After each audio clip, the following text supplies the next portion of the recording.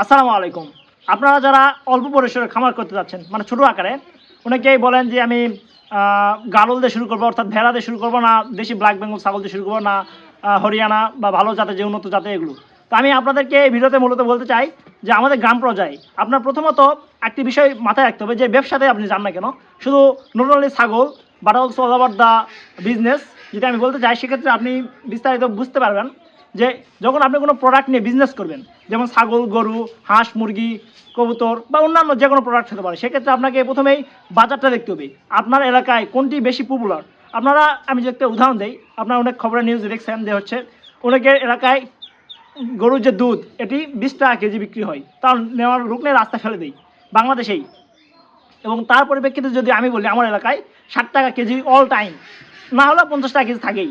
তো এখানে যে আমি যদি আমার এলাকায় দুধের যে গাভী নিয়ে যে দুধের ব্যবসাটা করি, সেক্ষেত্রে আমার প্রচুর লাভ হওয়ার সম্ভাবনা আছে। এবং অপরপক্ষে যেগুলো দাম অনেক সস্তা আমার এলাকায়, সেগুলো ব্যবসা করা এখানে যাবে না।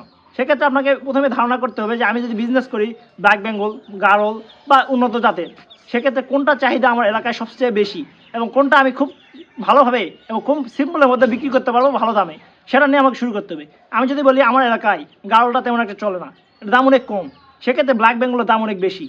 সেক্ষেত্রে আমার এলাকায় যদি, এটা হচ্ছে নওগাঁতে, নওগাঁ রাজশাহীর একটি জেলা, তো রাজশাহী বিভাগের একটি জেলা। তো আমি যদি এখানে গারলের পরিবর্তে আমি দেশি ব্ল্যাক বেঙ্গল নিয়ে বিজনেস করি, সেক্ষেত্রে আমার প্রফিট হওয়ার সম্ভাবনা অনেক বেশি। এবং অপরপক্ষে আমি যদি অন্য অন্য নিয়ে ব্যবসা করি, সেক্ষেত্রে আমার লাভ হওয়ার চান্স অনেক কম। কারণ কি, আমি এখানে বাজার দর তেমন একটা পাবো না। তো মূলত এটাই একটি বিষয়। আপনি বিজনেস শুরু করার আগে যেটা নিয়ে শুরু করেন না কেন, সব কিছুতে প্রফিট আছে অ্যাভেলেবেল। সো আপনি যদি ভালো একটি প্রফিট আর্ন করতে চান, সেক্ষেত্রে আপনার অবশ্যই বাজারটা মেনটেন করতে হবে। আপনার এলাকায় কোনটি সবচেয়ে বেশি চলে সেটা নিয়ে আপনি বিজনেস করবেন। আশা করি আপনারা বুঝতে পারছেন। আসসালামু আলাইকুম রহমতুল্লাহ।